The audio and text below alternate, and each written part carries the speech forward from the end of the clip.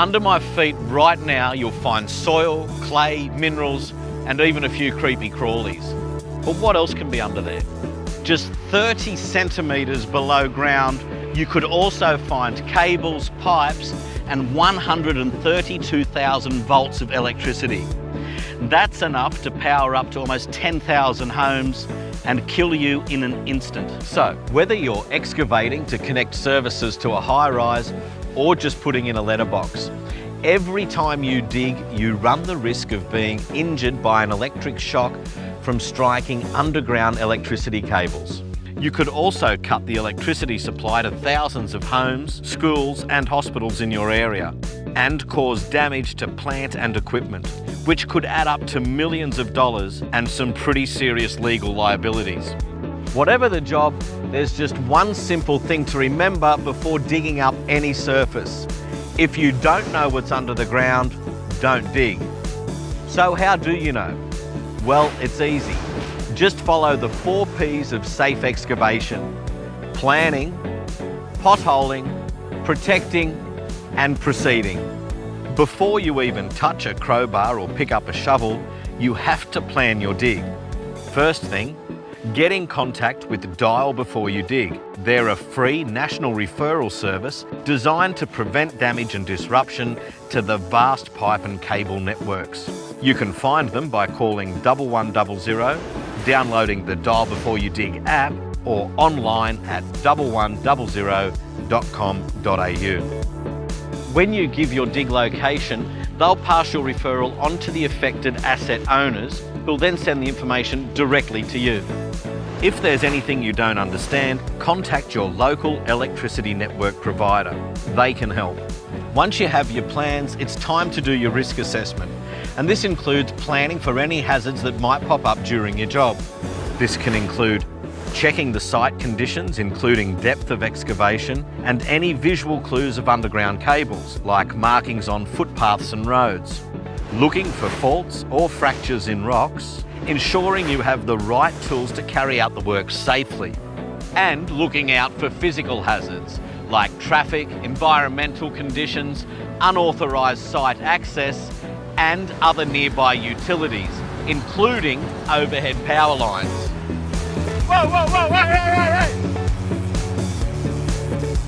hey! Working near underground assets, including energised electrical cables, is high-risk construction work, and that requires a SafeWork method statement. You can find out more information about high-risk construction work and SafeWork method statements by visiting safework.newsouthwales.gov.au. Remember, planning your job could save your life. Next up is potholing. No, not that one. Potholing, or soft digging, will help establish the exact location of all underground infrastructures. There are 2 ways you can do this: non-destructive digging and manual potholing. Non-destructive digging involves excavating using high-pressure water or compressed air to break up the ground. This can then be removed using a high-powered vacuum, just like this one behind me. For smaller excavation jobs, manual potholing can be used. This means you can use simple tools like shovels, hose and picks. The 3rd P is to protect the work area. This can include cables, holes, as well as access to the site. Protecting the work area is always the responsibility of the excavator. You also have a duty of care to ensure the correct safety barriers are put in place. So, here are 4 key things to consider. The first is to ensure the stability of trenching. This involves shoring up the hole and benching to reduce the depth and provide safe access.